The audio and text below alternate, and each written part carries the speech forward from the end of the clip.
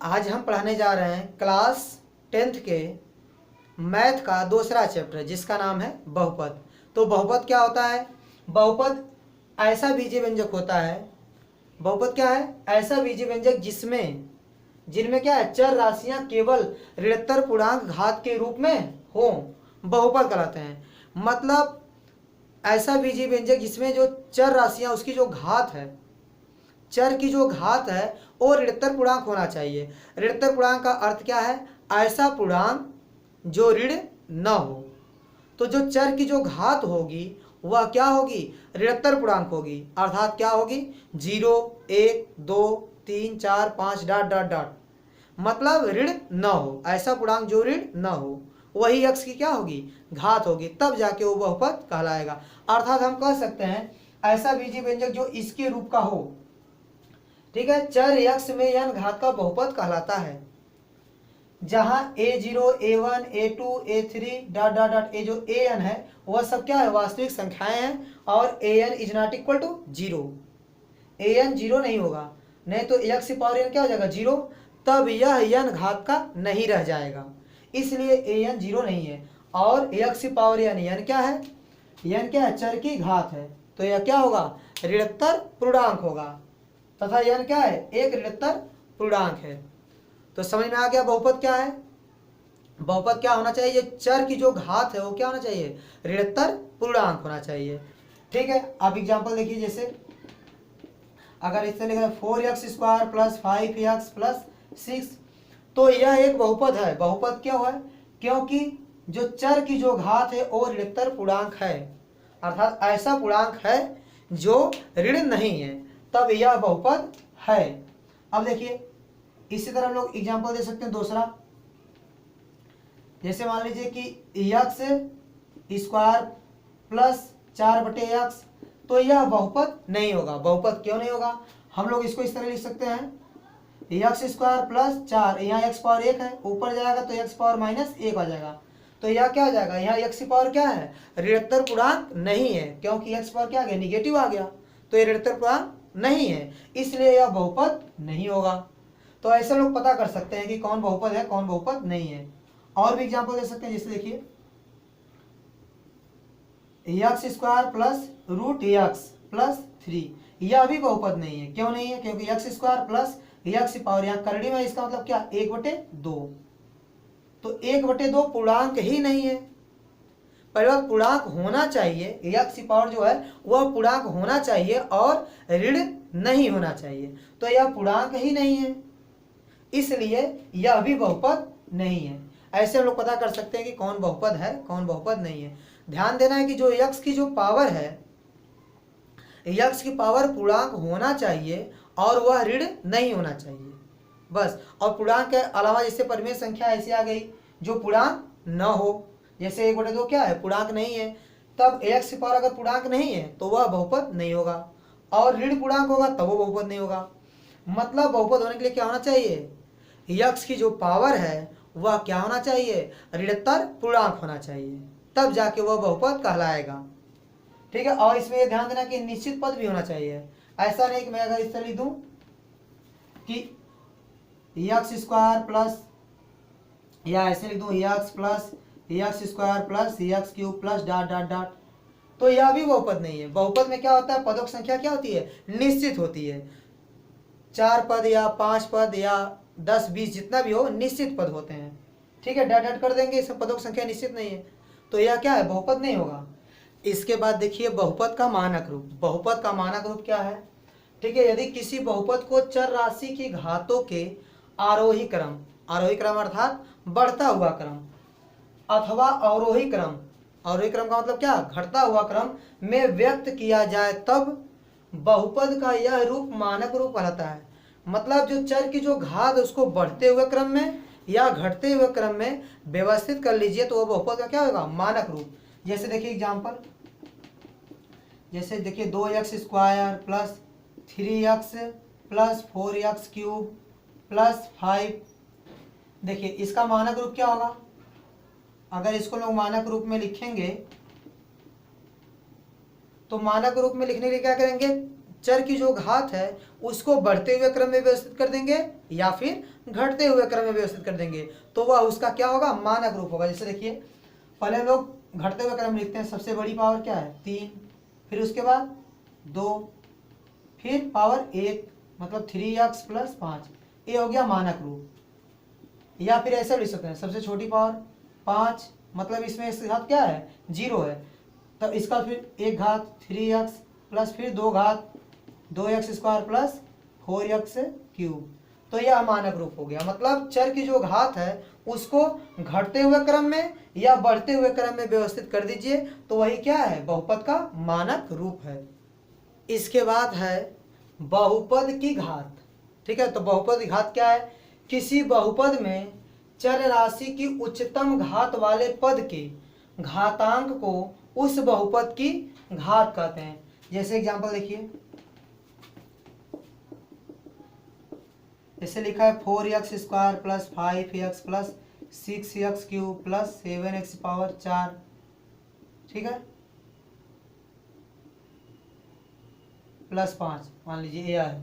तो इस बहुपद की घात कितनी होगी, मान लीजिए बहुपद है px, ठीक है, तो इसकी घात कितनी होगी। देखिए डिफिनीशन क्या बोल रहा है, किसी बहुपद में चर राशि की उच्चतम घात वाले पद। तो पहले हम लोग उच्चतम घात वाला पद देखेंगे, तो उच्चतम घात वाला पद यह है, क्योंकि इसमें घात क्या है 4 है, इसमें घात 3 है, इसमें 1 और इसमें 2।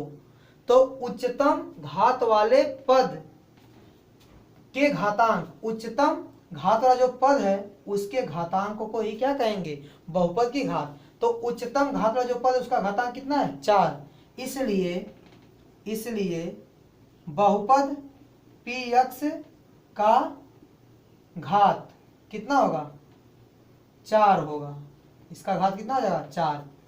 ठीक है, इसी प्रकार हम लोग बहुपद की घात पता कर लेंगे। अब हम लोग पढ़ेंगे बहुपद का वर्गीकरण। तो बहुपद का वर्गीकरण हम लोग कैसे कर सकते हैं, तो बहुपद का वर्गीकरण पदों की संख्या के आधार पर कर सकते हैं और घात की संख्या के आधार पर कर सकते हैं। तो पदों की संख्या के आधार पर कैसे कर सकते हैं, एक पदी बहुपद। तो एक पदी बहुपद क्या होता है, ऐसा बहुपद जिसमें केवल एक पद होता है उसे एक पदी बहुपद कहते हैं। जैसे कि 2x या x² या 5x² आदि, तो ये क्या है एक पदी बहुपद है। क्यों, क्योंकि इसमें क्या है एक पद है। इसके बाद वही बात आती है द्विपदी बहुपद, द्विपदी बहुपद। तो द्विपदी बहुपद क्या है, ऐसा बहुपद जिसमें 2 पद होता है द्विपदी बहुपद कहलाता है। जैसे 4x² + 5x 2 पद हो गए, या फिर 4x + 6 ये द्विपदी बहुपद हो गए। अब इसी प्रकार त्रिपदी बहुपद क्या होता है, ऐसा बहुपद जिसमें 3 पद होते हैं वो त्रिपदी बहुपद कहलाता है। जैसे 4x² + 5x + 6 3 पद है 1 2 3, जहां से प्लस या माइनस लगता है वहीं से पदों का बंटवारा होता है। तो देखिए यहाँ पर 4x² और प्लस 5x + 6, तो 3 पद है त्रिपदी बहुपद हो जाएगा। तो ऐसा बहुपद जिसमें 3 पद होते हैं वो त्रिपदी बहुपद कहलाता है। अब आइए घात की संख्या के आधार पर, तो रैखिक बहुपद। रैखिक बहुपद क्या होता है, ऐसा बहुपद जिसकी घात 1 हो उसे रैखिक बहुपद कहते हैं। जैसे रैखिक बहुपद में क्या होगा, जैसे 2x + 1, इस बहुपद की घात कितनी 1, देखिए यहाँ x की सबसे ज्यादा पावर क्या है 1, तो a क्या है रैखिक बहुपद है। और भी हो सकता है 4x, यहाँ पर भी बहुपद की घात कितनी है 1 है, इसलिए क्या होगा रैखिक बहुपद होगा। और रैखिक बहुपद का व्यापक रूप कैसा होता है, इसका व्यापक रूप ax + b के जैसा होता है। तो इसका व्यापक रूप क्या है ax + b, जहाँ क्या है a ≠ 0, a 0 नहीं होना चाहिए, क्योंकि a 0 हो जाएगा तो x 0 हो जाएगा, मतलब ये वाला पद क्या हो जाएगा 0, तो वह रैखिक नहीं रह जाएगा। तो इसीलिए ax + b क्या है इसका व्यापक रूप है और x गुणांक 0 नहीं है। अब फिर क्या है द्विघात बहुपद। द्विघात बहुपद क्या होता है, ऐसा बहुपद जिसकी घात 2 हो उसे द्विघात बहुपद कहते हैं। जैसे 2x² + 5x + 6, देखिए यहाँ बहुपद घात कितनी है 2, 2x² + 5x + 6, तो यहाँ x पावर कितनी है 2, तो ये क्या हो जाएगा द्विघात बहुपद हो जाएगा। ठीक है, तो यह हो जाएगा द्विघात बहुपद। तो इसका व्यापक रूप क्या होता है? इसका व्यापक रूप होता है ax square plus B X plus C के रूप का होता है, और जहां a is not equal to 0। अब इसके बाद बात करते हैं त्रिघात बहुपद। त्रिघात बहुपद क्या होता है? ऐसा बहुपद जिसकी घात 3 हो उसे त्रिघात बहुपद कहते हैं। एग्जाम्पल देखिए, जैसे 4x cube plus 2x square plus 3x, तो यह त्रिघात बहुपद है। क्यों? क्योंकि इस बहुपद की घात कितनी है? 3 है, इसलिए क्या है? त्रिघात बहुपद है। इसका व्यापक रूप ax की power 3 plus bx square plus cx plus d होता है, और जहां a is not equal to 0। तो यह हो गया घात की संख्या के आधार पर और यह पदों की संख्या के आधार पर। इसके अलावा भी कुछ बहुपद होते हैं, जैसे अचर बहुपद क्या होता है? अचर बहुपद,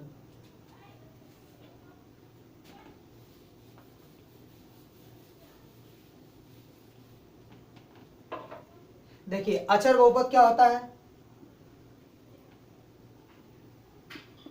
अचर बहुपद, अचर बहुपद तो ऐसा बहुपद, अचर बहुपद क्या होता है? अचर बहुपद एक ऐसा बहुपद होता है जिसकी घात क्या होती है? 0।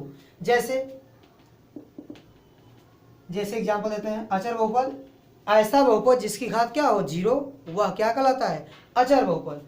जैसे 5 या 6 -2 0, ये सब क्या है? अचर बहुपद है, क्योंकि इनकी घात क्या है? 0 है। जैसे देखिए px बराबर 5 है, तो 5 को लिख सकते हैं 5x की पावर 0, तो यह एक ऐसा बहुपद जिसकी घात क्या है? 0, इसलिए क्या कहलाएगा? अचर बहुपद। तो ये सब क्या है? अचर बहुपद है। अब इसी प्रकार अब शून्य बहुपद क्या होता है? शून्य बहुपद ऐसा बहुपद जिसके प्रत्येक पद का गुणांक क्या हो? 0 हो, वो शून्य बहुपद कहलाएगा। देखिए शून्य बहुपद कैसा होगा?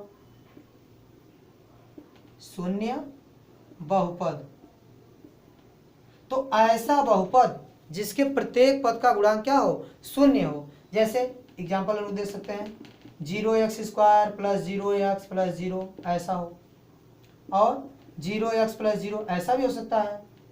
देखिए जो शून्य बहुपद होगा उसकी घात हम लोग नहीं बता सकते, उसकी घात परिभाषित नहीं होती है, क्योंकि शून्य गुणांक 0 होगा तो द्विघात भी हो सकता है या एक घात भी हो सकता है। तो जो शून्य जो शून्य बहुपद होता है, ठीक है, जो शून्य बहुपद होता है उसकी घात हम लोग नहीं बता सकते, मतलब उसकी घात परिभाषित नहीं है।